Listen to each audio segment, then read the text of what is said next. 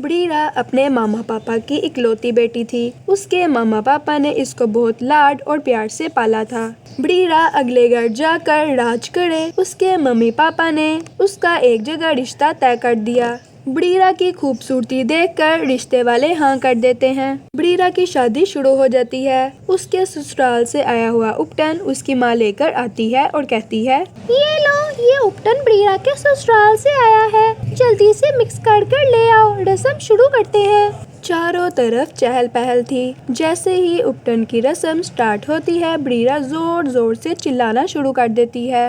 आह आह, मैं क्या लगा दिया, ऐसे लग रहा है जैसे किसी ने खाल खींच ली हो। माँ, बहुत दर्द हो रहा है। जो औरतें हल्दी लगा रही थी जाकर उसके जिस्म पर पानी डालने लगती हैं। साथ ही ब्रीरा की माँ बोलती है, ओह, क्या हो गया मेरी बेटी को, ऐसे लग रहा है जैसे किसी ने हल्दी में कांच मिला दिया हो। कौन करेगा ऐसा काम, किसने हल्दी में ये कांच मिलाया होगा। जहाँ जहाँ हल्दी लगाई थी वहाँ से सारा बदन लाल हो चुका था। उसकी माँ उसके जख्मों पर मरहम लगा रही थी। ब्रीरा की माँ बोलती है, अरे अरे, ये तो मुझे किसी बाहर वाले का काम लग रहा है। कौन करेगा ऐसा, वो तो शुक्र करो मुंह पर नहीं लगाई थी। मुझे समझ नहीं आती, कौन करेगा अब ब्रीरा से शादी, इसने क्या बिगाड़ा है किसी का। 2 दिन में कमला की शादी थी। घर में ढेरों मेहमान जमा थे। इस बात को यही दबाकर वो शादी की तैयारियां करना शुरू कर देते हैं। अगले रोज ब्रीरा के ससुराल से उसकी शादी का सूट आता है। 2 आदमी जो के बड़ी सी गाड़ी से निकलते हैं। बड़ा सा थाल जिसके अंदर ब्रीरा का सूट गहने लेकर अंदर आते हैं और कहते हैं, ये मालकिन ने भेजा है और कहा है ब्रीरा यही ड्रेस पहनेगी, और ध्यान रहे इसमें किसी की नजर न डले। वो इन बातों पर बहुत यकीन रखते हैं। आप फिक्र ना करें, ये जोड़ा और ब्रीरा 2 दिनों के लिए हमारे घर अमानत है, हम इसका ख्याल रखेंगे। फिर उसकी माँ वो जोड़ा लेकर जल्दी से अंदर चली जाती है और एक संदूक लेकर थाल ऐसे ही अंदर रख देती है। पूरा दिन काम और भाग दौड़ की वजह से ब्रीरा की माँ को याद नहीं था कि उसके ससुराल से जोड़ा आया, ब्रीरा को तो दिखाया ही नहीं। अगले दिन ब्रीरा की माँ को 4 बजे याद आया तो वो फौरन भागी गई और जोड़ा निकालकर ब्रीरा के कमरे में चली गई। अरे अरे, ये ब्रीरा के ससुराल वालों ने क्या किया, लाल जोड़े के साथ काली चूड़ियाँ, ये कहाँ का है। नई दुल्हन को काली चूड़ियाँ कौन पहनाता है, अब पहनानी तो पड़ेंगी, लगता है उनके खानदान का कोई रिवाज है। हम तो लाल चूड़ियाँ भी नहीं पहना सकते। जो गार्ड सूट देने आए थे खास हदायत करके गए हैं कि यही सूट और गहने पहनने हैं। लेकिन जो ब्रीरा के ससुराल से लहंगा आया था वो बहुत शानदार, लेकिन उसकी माँ ने उसको काली चूड़ियाँ ही पहना दी।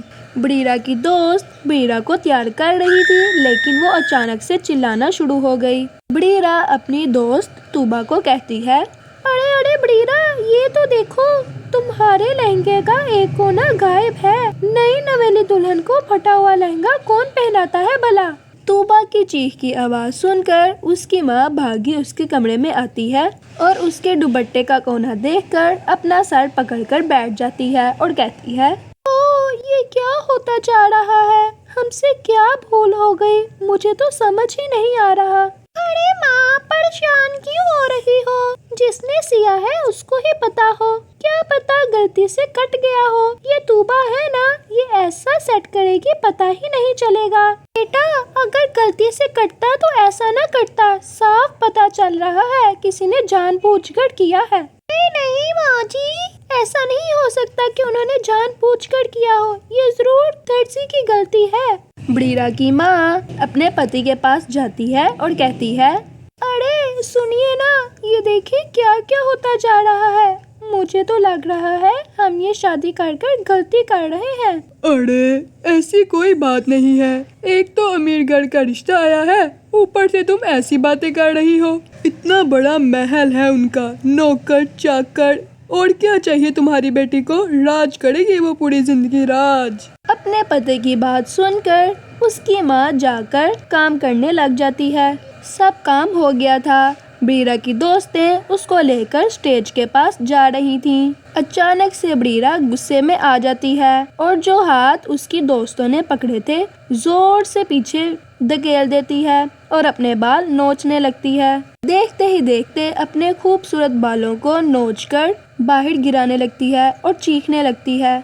ब्रीरा की माँ ब्रीरा को कहती है, ब्रीरा बेटा क्या हुआ तुझे? होश में आ, ऐसे क्यों चिल्ला रही है?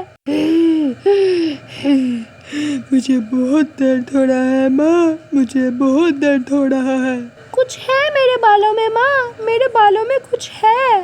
फिर उसकी माँ और उसकी दोस्तें उसके बालों में देखने लगती हैं, लेकिन बालों में तो कुछ भी नहीं होता। साथ ही उसका ससुर बोलता है, अरे बिटिया को अंदर लेकर जाओ और दोबारा से तैयार करवा कर लेकर आओ, लगता है आज का दिन ही बुरा है। फिर ब्रीरा की माँ बोलती है, अरे अरे आप फिक्र मत करें, हम अभी तैयार करवा कर लेकर आते हैं। लगता है इसको किसी की नजर लग गई है, बहुत बुरी नजर लगी है इसको। हाँ हाँ सही कहा, अभी जल्दी से इसको तैयार कर लेकर आओ, टाइम गुजर रहा है, बाकी हम बातें बाद में करेंगे। ब्रीरा ये बातें सुनकर खामोश हो जाती है और अपनी इसी हालत में शादी कर लेती है। तभी ब्रीरा की सास बोलती है, अरे बहन, काली चूड़ियाँ पहनाना आपका रिवाज है क्या? अरे नहीं नहीं, ये तो आप लोगों ने भिजवाई इसलिए हमने पहना दी, हमें लगा शायद आप नाराज ना हो जाएं। अरे अरे क्या हो गया है आपको? हमने दुल्हन के लिए काली चूड़ियाँ क्यों भिजवानी थी? लगता है आप लोग को कोई गलत फहमी हुई है। इसका मतलब कि ये चूड़ियाँ आपने नहीं भिजवाई?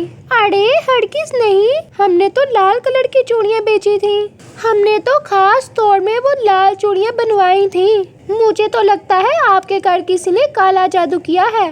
जल्दी से जल्दी कमला की शादी करे और वो अपने घर जाए। इन साथ ही उसकी दोस्त उसको कहती है, अरे रुको रुको ब्रीरा, मैं अभी आती हूँ। और भागकर अपनी मुट्ठी में कुछ लेकर आती है और ब्रीरा की नजर उतारने लगती है, लेकिन जब आखिरी दफा वो उसके माथे को हाथ लगाती है तो दूर जाकर गिर जाती है। ब्रीरा अचानक से डर जाती है। साथ ही उसकी माँ बोलती है, अरे अरे ब्रीरा, कुछ नहीं हुआ, पाँव फिसल गया होगा। इसी तरह ब्रीरा अपने ससुराल चली जाती है। उसके ससुरालियों को लगता है कि सारी परेशानियां गुजर गई हैं, लेकिन खामोशी के बाद एक बहुत बड़ा तूफान आने वाला होता है। शहर से बहुत दूर एक गांव था। उस गांव में एक पेड़ था। उस पेड़ पर एक झूला लटका हुआ था, लेकिन कोई भी गांव वाला उस पेड़ पर बैठने की हिम्मत नहीं करता था। लेकिन एक दिन अहमद और उसकी बीवी सो रहे होते हैं। तभी उन्हें खिड़की से किसी के रोने की आवाज आती है, लेकिन इस वजह से अहमद की आंख खुल जाती है। अबे ये कौन है? लगता है ये आवाज उसी पेड़ से आ रही है। अरे निर्मला उठो, देखो आज फिर वही आवाज आ रही है। ये आवाज तो उसी झूले से आ रही है। तुम डरो नहीं, मैं अभी देखता हूँ। फिर अहमद खिड़की की तरफ जाता है और उसकी आंखें फटी की फटी रह जाती हैं। उसे झूले पर एक औरत दिखाई देती है। वो पेड़ पर बैठी रो रही थी। अरे निर्मला यहाँ पर आओ, वो देखो झूले पर कोई बैठा हुआ है। फिर निर्मला भी जल्दी से खिड़की की तरफ जाती है और देखती है, अरे ये तो वही औरत है जिसने इस झूले पर अपना कब्जा कर रखा है। अरे तुम्हारा दिमाग खराब तो नहीं हो गया? वो सिर्फ एक औरत है। अरे रात के 2 बजे कौन पेड़ के नीचे झूला झूलता है? अब तुम रुको, मैं बाहर जाकर देखता हूँ। अरे रुको रुको, तुम्हारा दिमाग तो नहीं खराब हो गया जो तुम बाहर जा रहे हो? खुद मौत के मुंह में मरना चाहते हो? मैं आपको कहीं भी नहीं जाने दूंगी। तभी वो चुड़ैल अचानक से गायब हो जाती है। चुड़ैल को गायब होता देखकर वो दोनों डर जाते हैं। अरे मर गए रे, ये तो गायब हो गई। मैंने आपको कहा था ना, ये आम औरत नहीं है। तुम ठीक कहती हो निर्मला, जरूर इस झूले में कोई गड़बड़ है, तभी कोई गांव वाला इसके आसपास जाने से डरता है। हाँ जी, आज तक तो हमने इस झूले के बारे में सिर्फ अफवाह ही सुनी थी, आज तो मैंने आंखों से देख ही लिया। मैं अब इस घर में और नहीं रहने वाली। अगले दिन निर्मला का भाई अपनी पत्नी के साथ उसके घर आता है अरे निर्मला बहन, कहाँ हो? अरे वाह, तुम आज तो तुम्हें अपनी बहन की याद कैसे ही आ गई। वैसे ही बहुत दिन हो गए थे, सोचा अपनी बहन को मिल ही आऊं। फिर वो ऐसे ही पूरा दिन बातें कर कर गुजार देते हैं और फिर रात होने पर बबलू भाई, तुम नीलू के साथ इस कमरे में सो जाओ, हम दोनों साथ वाले कमरे में सो जाते हैं। और हाँ, अगर तुम्हें किसी भी चीज की जरूरत हो तो मुझे बता देना। फिर इतना बोलकर निर्मला और उसका पति कमरे में सोने के लिए चले जाते हैं। फिर कुछ देर बाद नीलू की नजर खिड़की के बाहर उस झूले पर पड़ती है। हाँ जी सुनिए, वो देखिए जरा, पेड़ के नीचे झूला लगा हुआ है।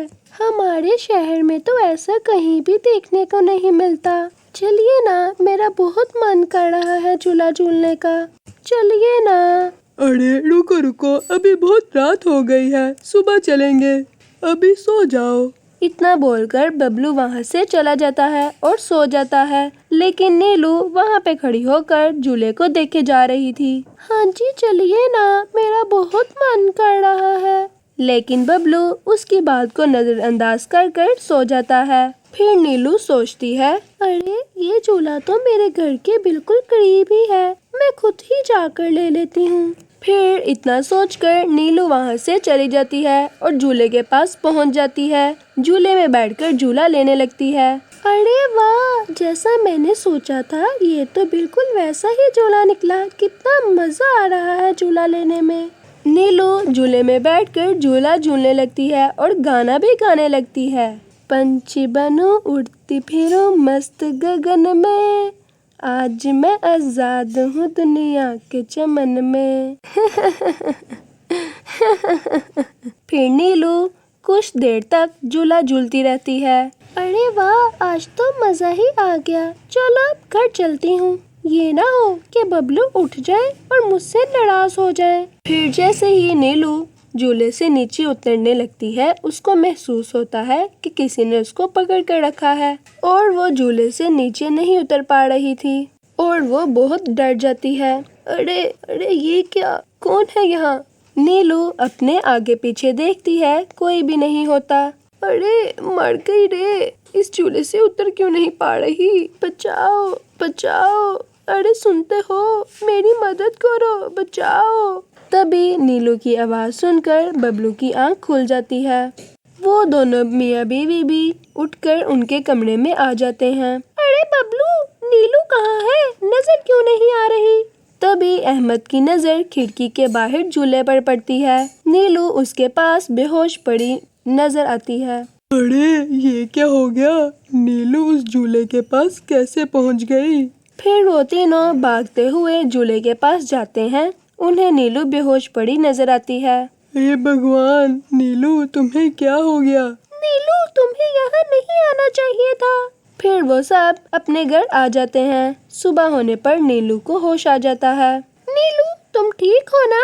आज के बाद तुम कभी उस झूले के पास नहीं जाओगी। हाँ ठीक है, अब मैं नहीं जाऊंगी। फिर रात होने पर सब सो जाते हैं। नीलू की नींद खुल जाती है, उसकी आंखें लाल और पाँव उल्टे हो जाते हैं। नीलू दोबारा बाहर जाती है और झूला झूलने लगती है। हंसी की आवाज सुनकर सबकी नींद खुल जाती है। वो सब नीलू के कमरे में आते हैं। नीलू को वहाँ ना देखकर परेशान हो जाते हैं।